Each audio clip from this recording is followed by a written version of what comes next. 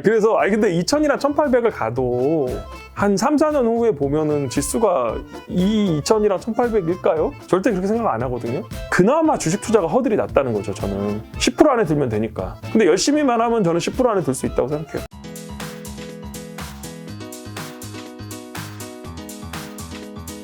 상이 어쨌든 굉장히 안 좋을 때는 그래도 주식에서도 조금 우리가 주식에서 돈을 완전 다 빼면 좋지만 사실 시장에서 또 떠나지 말라고 하잖아요. 이럴 때 좀 더 안전하게 뭔가 배당주 투자 좀 어떻게 보시는지 궁금하네요.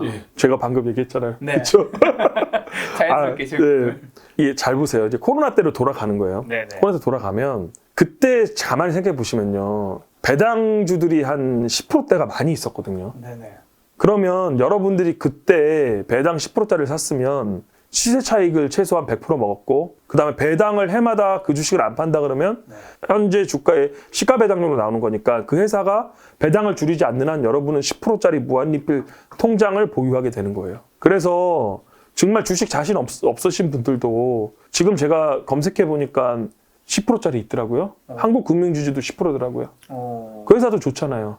증권업이랑 지금 금융업이랑 같이 하는데 그 다음에 모 증권사 같은 경우도 지금 뭐 PER 1.xx배 이거 너무 중소형주라 배당 수익률 5%대 나오던데 그러니까 여러분이 지금 좀 발상을 바꾸셔서 지금 아무리 금리가 올라가도 뭐 10% 무한리필 통장 구하기 쉽나요? 지금 사서 회사에서 배당금만 안 줄이고 그냥 회사에서 본원만 유지하면 매 배당 10% 나오는 거예요, 그냥. 그냥 건물 하나, 그냥 월세 하나 받는 거죠. 근데 배당주 투자하면 그런 걱정하잖아요. 배당률은 뭐 10% 주는데 주가 빠지면 어떡하냐. 주가도 지금은 상대적인 메리트가 되게 좋잖아요. 지금 배당 받으면서 버티면 되죠. 저는 뭐 1, 2년 후에 이 지수로 갈 거라고 생각하지 않거든요. 그러니까 그래서 제가 코로나 때 말씀드린 거예요.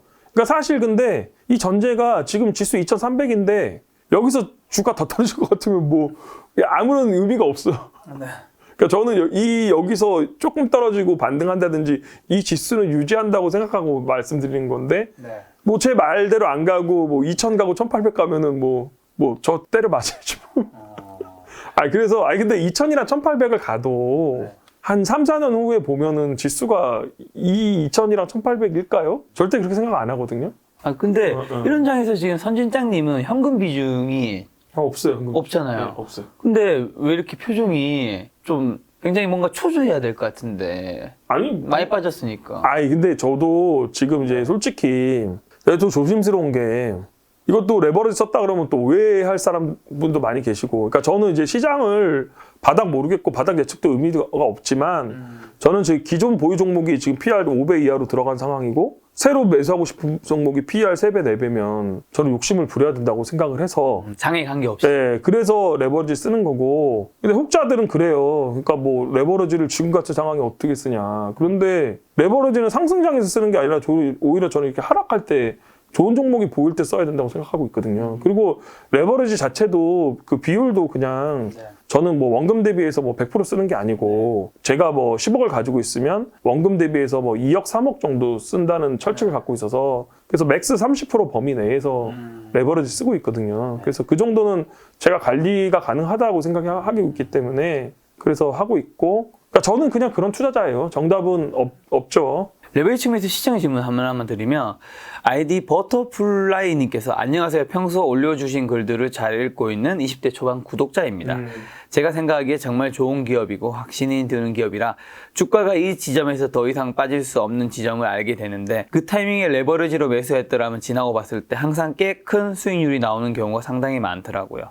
이렇게 한 종목에 대해서 깊게 알고 있을 때 주가가 많이 빠질 경우 레버리지를 더 크게 담그시는지 아니면 안전하게 레버리지를 쓰지 않고 오랫동안 들고 가시는지 궁금합니다. 아직 20대라 초기 자본금을 키우는 데 있어서 레버리지는 필수라고 생각하는데 이 부분에 대한 선진장님의 생각도 궁금합니다. 감사합니다. 제가 요 얘기는 이제 말씀드리면 제가 이제 주식 투자에 이런 견습 기간이 필요하다고 생각하거든요. 그러니까 주식 투자의 견습 기간은 뭐냐면 자기가 올바른 방법으로 올바른 방향성을 가지고 주식 투자를 제대로 공부하는 시간이 한 3년 정도 필요하다고 생각해요. 근데 요 얘기는 제가 존경하는 정채진 님께서 하신 말씀이거든요. 그러니까 저도 극공감하고 있어서 가끔 강의를 하거나 젊은 친구들을 만날 때 말씀을 드리는 건데 그러니까 올바른 방향이라는 거는 자기가 이제 정확한 방법으로 공부를 해서 그 다음에 실적 위주의 종목을 찾고 산업 공부를 하고 그다음 기업을 연구하고 이런 방법을 얘기를 하는 거고 그러면 그거를 3년 정도 해서 본인이 어떤 경우에 성공하고 어떤 경우에 실패하고 그 케이스가 쌓일 거 아닙니까? 그러면 그게 본인의 되게 주식 투자의 걸음이 되거든요. 그래서 그 3년 동안 돌아보면 본인이 주식 투자를 해도 되는 사람인지 안 되는 사람인지 그게 판단이 쓸 거예요. 판단이 쓸 거고 그럴 경우에는 저는 양질의 레버리지는 써도 된다고 생각해요. 주식에 관련된 대출 말고 신용담보대출이라든지 그 자기 직장이 있으니까 아니면 주택담보대출이라든지 뭐 이제 그런 식으로 해도 괜찮다고 생각하고 있고요. 예, 그리고 주식담보대출이나 신용까지 쓰라고 말씀드리기는 제가 좀 그런데 근데 이제 사실 이제 주식을 업으로 하는 사람들은 어느 정도는 그냥 쓰고 있거든요. 그냥 저보다 훨씬 많이 쓰시는 분들 되게 많아요. 코로나 때도 뭐 주식 투자금 1,000억 있으신 분이 1,000억 레버리지 쓰다가 반대매매 당하고 막 그런 경우도 되게 많았고 아니면은 우리 그 김 작가님처럼 하시는 것도 되게 좋을 것 같아요. 김 작가님 보시니까 이제 평상시에는 주식 투자 안 하다가 요럴 때 하시더라고. 근데 요게 이제 그 윤지호 센터장님이 말씀하시는 거거든요.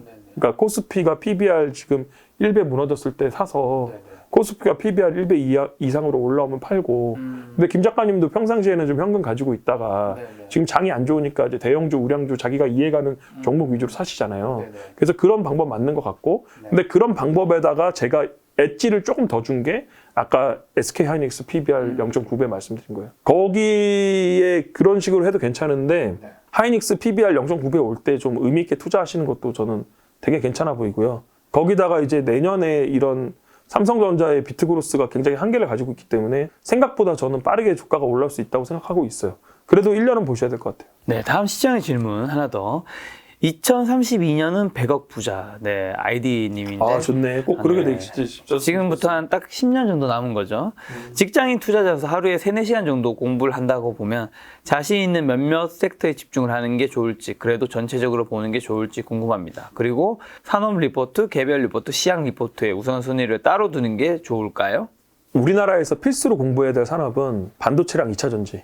예, 예. 근데 이거는 산업 리포트가 워낙 잘 돼 있고 그 다음에 저기 뭐 그 H모님이라고 이거 블로그 홍보라서 뭐 좀 그런데 그분이 그 반도체 강의 2차 전지 강의 하시는데 그분 강의가 되게 좋아요. 그냥 얘기하셔도 됩니다. 아 그러면은 뭐 호도리님이라고 블로거 있는데 그분 강의도 좋고 그 다음에 애널리스트들이 3프로 같은 데서 섹터 강의 하시거든요. 네네네. 근데 그것도 되게 좋고 그래서 그런 지금 생각보다 그런 강의들이 되게 잘 돼 있거든요. 그래서 2차 전지나 반도체에 대한 개념은 잡으시는 게 좋고 그리고 제가 이제 말씀드리는 거는 주식 투자는 제가 돈 버는 거 어렵다고 말씀드렸잖아요. 그리고 직장 다니면서 애 키우면서 돈 벌기 진짜 힘들고 공부하기 진짜 힘들어요. 그래서 본인이 이런 힘든 상황에서도 돈을 벌려면 자기 시간을 잠자는 시간 줄이고 이렇게 시간을 갈아 넣는 수밖에 없는데 시간을 자기가 갈아 넣고 투자를 하더라도 저는 좀 더 집중 있게 하자는 거거든요. 그러니까 본인이 유튜브랑 리포트 몇 개 보고 공부했다 이렇게 하지 말고 섹터 공부 제대로 한번 해서 한 바퀴 돌아가고 그 다음에 거기서 또 공시를 보면서 자기가 이제 그런 기간들이 한 3년 쌓여야 된다는 걸 말씀드리고 싶고 그 다음 재무제표 강의 같은 것도 요즘은 되게 잘 돼 있고 박회계사의 재무제표 책도 되게 잘 돼 있거든요. 박동훈 회계사님 거. 그런 거 보면 되고 그래서 기본기 잡고 자기가 이제 본격적으로 투자하기 위한 워밍업 시간을 한 3년 정도는 가져야 되지 않나. 근데 여기서 중요한 거는 3년 정도 딱 돼서 자기가 주식에 적합한 인간인지 부적합한 사람인지 알 수 있어요. 근데 거기서 만약에 자기가 주식이 안 맞다고 생각하면 그건 고집 부리지 말고 그냥 다른 거 하셔야 돼. 부동산 하든지 채권 하든지. 근데 거기서 만약에 똥꼬집 부리면은 가족이랑 주변 지인들이 힘들어져요. 근데 이거는 이게 자기를 안 맞는 사람이 있어. 그러니까 예를 들어서 제가 뭐 여기 지금 막 6개월 운동해서 갑자기 시스팩 우리 김 작가님 하셨지만 한다고 하면 그게 되겠습니까 제가. 그러니까 본인의 역량이나 처지에 맞게 하는 것도 좀 고려를 해야 된다는 말씀 드리는 거예요. 그런 측면에서 이런 질문 드리면 주식 투자가 평범한 직장인 일반인들이 배워서 잘할 수 있다 생각하세요? 예. 그러니까 저는 제가 운인지 실력인지 모르겠다는 게 저는 저를 객관적으로 대한민국 평균 이하라고 생각하고 있거든요. 저의 무슨 지적 능력이나 저의 판단 능력이나 이런 게 평균보다 높다고 생각하지 않아요. 저 뭐 서울대 연고대 나온 것도 아니고. 그래서 제가 할 수 있는 거면 남들이 다 할 수 있다고 생각했고 근데 이제 여기서 이제 문제가 되는 거는 좀 시행착오를 조금 덜 겪었으면 좋겠어요. 그러니까 저도 시행착오를 너무 많이 겪으니까 되게 힘들게 올라왔잖아요. 그래서 조금 이제 리스크가 되게 큰 자산들은 그러니까 요것도 이대호 기자가 한 말인데 회복할 수 있는 자산이 있고 회복 불가능한 자산이 있는데 자꾸 회복 불가능한 자산으로 가면은 시간의 리스크랑 물질의 리스크가 너무 커진다고요. 예, 그래서 그게 제가 보기에는 뭐 테마주 같은 거나 뭐 코인 죄송한데 코인도 약간 그런 계통인 것 같고 제가 생각하긴 그래요. 그래서 그냥 저는 생각이 제가 이제 조금 저보다 나이 어리신 분들 만나면 저는 이제 방향성 얘기를 되게 많이 하고, 그러니까 누구나 무슨 물론 한 5년 10년 투자해서 막 세 자릿수에서 슈퍼게임이 되고 막 이러면 좋겠죠. 근데 누구나 그렇게 될 수가 없는 거잖아요. 그래서 제가 자꾸 얘기하는 게 방향성을 갖고 한 10년 정도 보고 한 3, 40억 목표로 하면 누구나 될 수 있다고 말씀드리는 거고, 그게 이제 제가 되게 존경하는 저희 선배님 중에서 포주랑님이라고 있으신데 그분이 이제 이제 하시는 말씀 중에서 뭐 한 1억 정도 모은 사람들은 그냥 잃지 않고 계속 꾸준히 투자해서 20, 30% 벌면, 그러니까 한 1, 2년, 2, 3년, 20, 30%씩 계속 하다 보면 그 복리 효과가 누적이 되고 한 3년에 4년에 한 번씩 50%씩 간혹 나는 해가 있어요. 그러면은 생각보다 금방 10억이 돼요. 그래서 절대 일하는 거 가볍게 여기지 말고 현금 흐름이나 투자 공부 같이 병행하셔서 하시면 누구나 3, 40억 정도는 벌 수 있다고 생각해요. 네. 주식에 대해서 아무래도 주변 스터디든 아니면 좀 주변 지인들이든 사람들한테 가르쳐 주실 일이 가끔씩 있을 것 같은데. 저가 말하는 거 좋아해서 그냥 좀 많이 하고, 얼마 전에는 저희 목사님 딸 부부한테 좀 상담도 했고 그랬었어요. 근데 주식에 대해 가르쳐 보면 좀 바뀌지 않는 사람들도 있을 것 같아요. 왜 그럴까요? 뭔가 굉장히 좋은 메시지를 많이 요거는 드리는데. 조금 그럴 수 있는데 제가 솔직히 말씀드리면 해서 되겠다 안 되겠다 감이 와요. 말만 들어도 이게. 아까 전에 근데 배우면 열심히 하면 잘할 수 있다고 얘기는 했는데 근데 안 되는 사람들이 있어. 안 되는 사람들이 있다. 자, 어떤 사람이 거기에 해당되나요? 어차피 이건 뭐 그냥 불특정 다수한테 얘기하는 얘기니까. 근데 이건 좀 그렇긴 한데 이게 본인이랑 주식이랑 안 맞는 사람들이 있고 그 다음에 주식으로 돈 벌 수 있는 메커니즘에 대해서 되게 잘못 생각하고 있는 분들도 되게 많아요. 생각보다.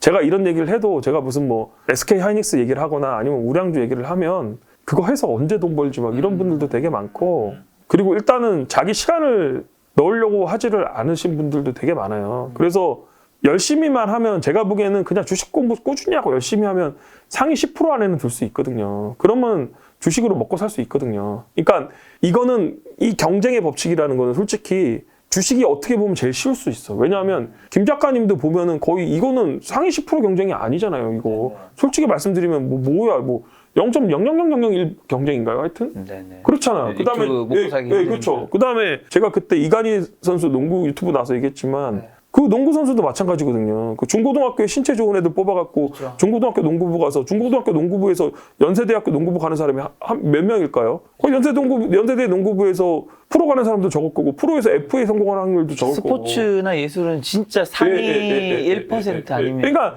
제가 계속 드린 말씀이 그거예요. 돈 버는 건 어려워. 돈 버는 건 어려우니까 고생해야 되는데 그나마 주식 투자가 허들이 낮다는 거죠. 저는 10% 안에 들면 되니까. 근데 열심히만 하면 저는 10% 안에 들 수 있다고 생각해요. 근데 허들이 낮은데 진입장벽도 낮아서 다들 너무 가볍게 들어갔다가 그렇죠.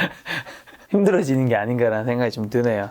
자, 그리고 아이디 71757594님께서 1번 종목을 어떻게 선정하고 분석을 어떻게 진행하는지 알려주실 수 있는지, 아까 말씀하신 내용 한번 요약해 주시면 좋을 것 같고요. 두 번째 질문은 레포트를 많이 읽으시는 것 같은데 하루에 주식과 관련된 공부를 어떻게 하는지 궁금합니다. 그 다음에 여기서 비슷한 질문 같아서요. 아이디 K216님께서 선진장님의 요즘 하루 루틴, 요일별, 뭐 평일, 주말 알고 싶어요. 네, 같이 얘기하겠습니다. 일단 종목 선정은 제가 딱 두 가지 다시 말씀드릴게요. 스터디 나가는 거 한번 생각해 보시고요. 근데 스터디는 제가 얘기했지만 이게 스터디가 허들이 좀 있어요. 왜냐하면 스터디가 이제 돈을 버는 모임이다 보니까 스터디에 이제 분석 보고서 쓰고 그 다음에 스터디 원들의 이런 찬반 투표로 인해서 들어가거든요. 그러니까 이거는 돈을 버는 일이니까 허들이 있는 거 생각하셔야 되고, 그래서 제가 말씀드리는 게 뭐를 말씀드렸냐면 자기가 스터디 만들려고 말씀 많이 들었어요. 그러니까 자기가 만들어서 스터디 모집해갖고 뭐 주린이면 주린이끼리 모집해도 되고 산업 스터디 모임 만들어도 괜찮아요. 혼자 하는 것보다 훨씬 나아요. 제가 보기에는. 그래서 만들어서 산업 스터디도 하고 같이 공부하다가 여기서 좀 단계를 쌓아서 6개월, 1년 정도 가서 제 리포트 쓸 수 있겠다 싶으면 다른 스터디 때 가시면 돼요. 이런 식으로. 그래서 전업 투자자들은 뭐 스터디 5개, 6개 하시는 분들 되게 많고 제가 아는 분은 직장 다니시는데도 그냥 10개씩 하는 분들도 있어요. 그래서 그렇게 하시면 되고, 그래서 스터디에 말씀드렸고, 그 다음 또 하나는 제가 말씀드렸죠. 그 사업 보고서. 그러니까 특히 분기 보고서 나올 때 실적이 많이 오른 회사들 이익의 질을 분석해서 투자하는 게 오히려 쓸 수 있다. 네. 왜냐하면 거기에 나오는 거는 어떻게 보면 교과서적인 거라. 그렇고 리포트 얘기는 제가 말씀드렸지만 리포트는 교과서가 아니라 참고서 같은 거라. 사업 보고서를 많이 보셔야 되고. 사업 보고서, 교과서, 예, 리포트는 참고서. 그리고 리포트는 그러니까 가끔 만나 보시면 이런 얘기 하는데 그거 어떻게 다 보세요? 대단하세요? 이렇게 얘기하는데 그 리포트 전업 투자자들 다 봐요. 그냥 하루에 다 봐. 그러니까 그거는 그냥 기본 중에 기본이에요. 그냥. 그렇죠. 네, 기본 중에 기본이고 제 하루 루틴은 제가 김 작가님 애가 셋이에요. 제가 선진장가 우리 첫째가 선진이래 선진장이고 그럼 우리 선진이가 1시 40분에 끝나거든요. 네. 그럼 제가 보통 9시에 데려다주고 1시 40분에 끝나면은 9시부터 1시 40분까지는 보통 걷기 해요. 네. 제가 하루에 1000보씩은 걸어요. 배가 나와서 그렇지. 네네. 그러니까 먹는 걸 좋아해서 배가 나오는데 하여튼 1000보씩은 좀 걸어. 운동 열심히 하고 있다. 근데 이제 살은 안 빠져. 왜냐면 1000보보다 훨씬 많이 먹으니까. 근데 보시면은 제가 작년에 평균 걸은 거리가 9,200~300보 정도 돼요. 네네. 걸으면서 계속 이제 이거 꽂고 뭐 생각하고 뭐 몰빵 치지 마 이러면서 걸어요. 계속 걷고 1시 40분에 이제 선진이 데리고 오면 그러니까 저도 일가가 똑같다는 걸 얘기하는 거예요. 네네. 그럼 데리고 오면은 걔랑 한 4시 정도까지 놀이터에서 놀아요. 네. 그 놀이터에서 놀면은 작년까지는 1학년이다 보니까는 그 놀이터에 엄마들이 다 있어갖고 놀이터에서 엄마들이랑 커피 마시면서 막 이렇게 했는데 지금 저밖에 없더라고. 그래서 4시 반쯤 와. 그러면 여름이니까 어떻게 애 씻겨야 되잖아. 애 씻기고 그럼 애랑 학습지 해요. 그 애랑 학습지 하나 하고 1시간 하고 그리고 또 저녁 챙겨줘요. 그러니까 그런 식의 저도 하루 일과가 네네. 그러고 나서 애 재우고 9시 10시부터 보는 거예요. 그냥. 그러니까 보고 9시 10시부터 보면 뭐 2~3시까지 보죠. 보통 1시 정도 자니까. 네. 늦게 자면 2시에 잘 때도 있고. 그러니까 밤에 보는 거예요. 애들 자고.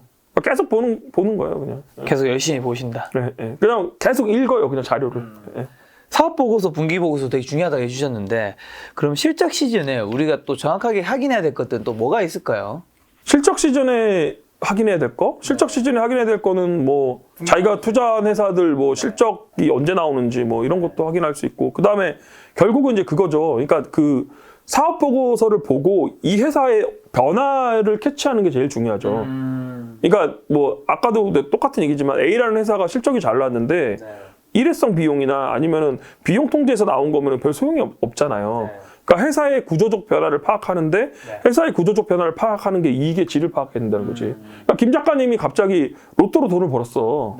그러면은 김 작가님 평판에 그다지 크게 뭐 물론 좋긴 하지만은 근데 김 작가님이 유튜브랑 부동산으로 수익 창출하는 거랑 로또로 버는 거랑은 차이가 예를 들어 크죠. 뭐김 작가가 로또로 50억을 번 거랑 그쵸. 유튜브랑 이런 거에서 50억을 벌었다 하면 오, 완전히 다르죠. 느낌이 다른 거죠. 지속성도 되게 차이가 크고. 그럼 만약에 봤는데 좋은 실적이 안 나왔어요, 회사가. 그럼 어떻게 해야 돼요? 매도해야죠. 바로 매도해야 되네? 그러니까 투자 아이디어가 어긋나면은 주가에 상관없이 매도해야죠. 그러니까 내가 이 회사가 그러니까 신장비가 나와서 잘 될 거라고 생각했는데 그게 안 됐으면은 그냥 매도해야 되는 거고 뭐 SBS 같은 경우는 유튜브 수익이 막 떨어지기 시작했어. 그럼 매도해야죠, 그거는. 그럼 이제 아까 매수는 하방 뭐 10% 뭐 이런 거든 뭐 여러 가지를 통해서 확인하고 이제 사는데 그럼 뭐 언제 파세요? 아까 SBS에서 심택이었나요? 심택을 살 때는 심택이 더 좋아 보여서 이제 팔고 갔던 건데 그게 더 좋은 게 안 보일 때는 그냥 어느 정도 내가 충분히 만족하는 결과가 아니면 충분히 올랐을 땐 팔 거잖아요. 그 기준은 뭐예요? 저는 어느 정도 다 밸류에이션이랑 제가 생각하는 분기 실적 추정치가 다 있어요. 그러니까 틀릴 수도 있는데 그러니까 제가 전업되기 전에는 그냥 거의 좀 방향성으로 많이 보고 왔는데 요즘은 분기 실적까지도 좀 알려고 되게 많이 노력하고 있어요. 물론 틀리겠지만. 그러면 제가 뭐 예를 들어서 제가 뭐 이번 분기에 영업이익 100억 나올 거라고 생각을 하면 여기보다 뭐 얼마만큼 안 나왔다 그러면 매도 이런 시나리오까지 갖고 있고 그리고 밸류에이션이라는 거는 이제 이런 거잖아요. 그러니까 예를 들어서 제가 뭐 내년 포워드4로 뭐 3배, 4배 본다고 하면 1000억짜리 회사를 갖고 있으면 그 회사가 순이익이 한 300억 나와야 된다는 거잖아요. 그래서 제가 그런 회사들을 지금 실적 예상치를 갖고 있고 저는 그거를 맞을 거라고 생각하시니까 투자하고 있잖아요. 근데 갑자기 이제 제가 업사이드를 그러면은 예를 들어서 한 뭐 200% 보는 회사가 있는데 이 회사가 뭐 한 200% 올랐는데 다른 회사가 100% 보이면은 갈아타는 거죠. 리서치 하면서. 근데 그 과정이 여러 가지가 좀 결합되어 있는 게 심택도 그 과정이 좋긴 좋았지만 이게 결합된 게 뭐냐면 시장에 계속 있어야 된다는 이유가 뭐냐면 그때 되게 좋았던 게 그때 그 J 콘텐츠리가 지옥 버프를 받아갖고 그 J 콘텐츠 때문에 이 중소형사 제작사들이 주가가 하나도 안 빠졌어요. 그러니까 제작사 주가가 안 빠지니까 SBS도 그 버프 받아갖고 시장 빠진 거에 비해서 되게 잘 버텼거든요. 근데 그들은 그런 당시에 IT들이 되게 많이 빠졌었고, 그러니까 시장에 계속 머물다 보면은 이런 여러 가지 시나리오란 상황들을 알 수 있게 되니까 제가 생각을 하는 거죠. 아무튼 여기서 SBS는 이제 시장에 많이 알려진 종목이고, 내가 생각하기에는 50% 업사이드가 있는데 심택은 지금 너무 바닥인데 실적이 한번 나오면 항상 이제 새로운 종목을 찾는 게 시장에서 남들한테 알려지면은 그 종목이 좋은 결과가 안 나와요. 그게 대표적인 게 뭐 심택 같은 것도 있고. 그러니까 최근에 많이 오른 주성 엔지니어링 이런 종목들도, 그다음 EM텍도 그렇고, 시장에 많이 알려주면 반드시 한 번은 조정을 받아요. 그래서 될 수 있으면 시장에 덜 알려진 종목들 살려고 하고, 지금은 심텍이 주가가 많이 빠진 게 이제 피크아웃 이슈가 있는데, 그러니까 피크아웃 이슈가 나오면서 주가가 뭐 피크아웃인지 아닌지는 모르겠지만 항상 대중들한테 알려지면 그런 사단이 좀 생기더라고요. 그래서 될 수 있으면 안 알려진 종목, 남들이 모르는 종목. 그래서 소수 게임인 거고. 네. 안녕하세요, 김 작가. 부익남입니다.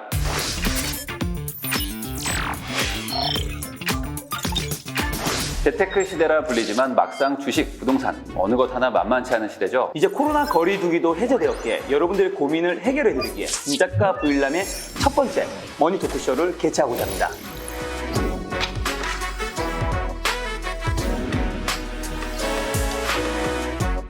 재테크의 양대 산맥이라고 하면 역시 주식과 부동산이죠. 김 작가님, 주식 투자 편에서는 어떤 게 준비되어 있나요? 요즘 주식 투자하기 힘드시죠? 코스피 3000이 깨진 순간부터 주가가 싸다는 이야기를 듣고 그때마다 주식을 담았더니 어느새 2600까지 왔습니다. 무엇보다 힘든 것은 1년 내리 장이 빠지면서 지친 투자 심리와 지금의 주가가 충분히 싼 건 맞지만 이제는 더 살 현금 여력이 없다는 사실이죠. 그래서 많은 개인 투자자분들이 힘들어하고 있습니다. 그런 분들을 위해 대한민국 최고의 주식 투자 전문가들을 섭외했습니다. 가치 투자의 대가 에세폴리스 자산운용 강방채 회장님, VIP 자산운용 최준철 대표님, 성장주 투자로 수백억 대 이상의 자산가가 되신 슈퍼개미 이종윤 세무사님, 단기 매매로 수백억 대 이상의 자산가가 되신 보컬 김영준님, 그 어디에서도 직접 뵐 수 없는 이 모든 분들을 한자리에 모셨습니다. 앞으로 주식시장은 어떻게 되는지, 지금은 어떤 주식을 사야 하는지, 주식은 언제 사고 팔아야 하는지, 여러분들이 궁금한 모든 질문들을 최고의 주식 투자 전문가분들이 직접 해결해 드리겠습니다. 주식만큼 부동산 시장도 요즘 너무 혼란스럽죠. 부일남님, 부동산 투자 편에서는 어떤 이야기 준비하셨나요? 요즘 부동산 투자도 어렵기는 마찬가지입니다. 전국적으로 집값이 떨어지고 있다는 뉴스에 거래량도 줄어들었지만 강남구 같은 일부 지역은 신고가를 찍고 있고, 경제 전문가분들은 부동산 시장 하락을 전망하지만 투자 전문가분들은 부동산 시장 상승을 말하고 있는, 하락과 상승이 동시에 전망되고 있는 어려운 상황입니다. 그래서 많은 무주택자, 1주택자 여러분들이 힘들어하고 있죠. 그런 분들을 위해 대한민국 최고의 부동산 투자 전문가들을 섭외했습니다. 6년 내리 집값 전망을 맞춘 부동산 투자계의 나침반 이상우 대표님, 윤석열 정부 때 수혜를 받을 재개발 재건축 투자에 대해 알려주실 빠숑 김학렬 소장님, 지금 당장 무주택자, 1주택자, 다주택자의 투자 전략을 알려주는 저 부익남이 여러분들께 혼란한 시기에서도 명확한 방향을 제시해드리고자 합니다. 인생에서 가장 큰 투자라고 할 수 있는 내 집 마련. 한 번의 투자가 내 인생의 많은 것을 결정할 수도 있습니다. 그 중요한 결정을 단순히 유튜브만 보고 결정할 수는 없겠죠. 대한민국 최고의 부동산 투자 전문가분들의 강연을 직접 듣고 그분들에게 직접 내 고민을 물어본다면 어떨까요? 앞으로 부동산 시장은 어떻게 되는지, 지금 집을 사도 되는지, 집을 산다면 어느 지역에 집을 사야 하는지, 여러분 인생에서 가장 비싼 결정에 최고의 부동산 투자 전문가들이 함께하겠습니다. 그럼 김 작가님, 총 몇 명이 참석하는 행사인가요? 선착순으로 신청하시면 딱 800명의 시청자분들만 함께 할 수 있습니다. 아, 800명. 네. 자, 그럼 부일남님, 이 행사 언제 어디서 하는 거죠? 7월 10일 일요일이죠. 연세대학교 100주년 기념관 콘서트홀에서 진행합니다. 오전 10시부터 오후 2시까지는 주식 투자 강연이 진행되고요. 오후 3시부터 오후 7시까지 부동산 투자 강연이 준비되어 있습니다. 김 작가님, 머니토크쇼 이거 유료 행사인가요?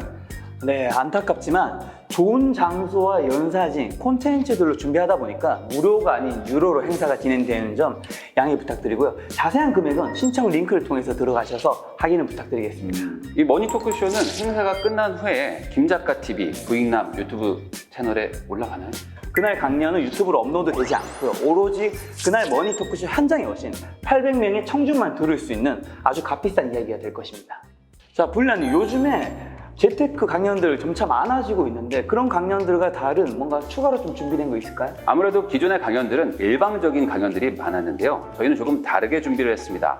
이 토크쇼 형식을 좀 도입을 했는데요. 여러분들이 처한 재테크 문제, 질문들을 현장에서 직접 묻고 바로 답을 구하는 그런 형식입니다.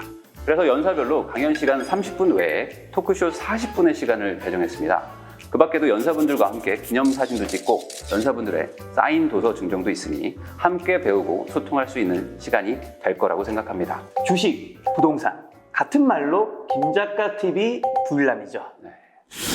이게 사실 이거 어디가 더 빨리 매진이 될지 시청자 여러분들이 어디가 더 빨리 매진이 될지 예측을 하시는 댓글을 달아주시면 저희가 추첨을 해서 소정의 상품을 지급해드리는 게 어떨까 생각을 합니다. 저는 저희 구독자분들을 믿겠습니다.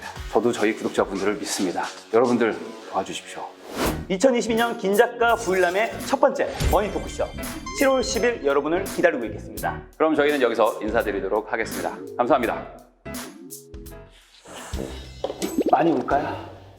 벌써 강연장 결제했는데 오시겠죠? 네.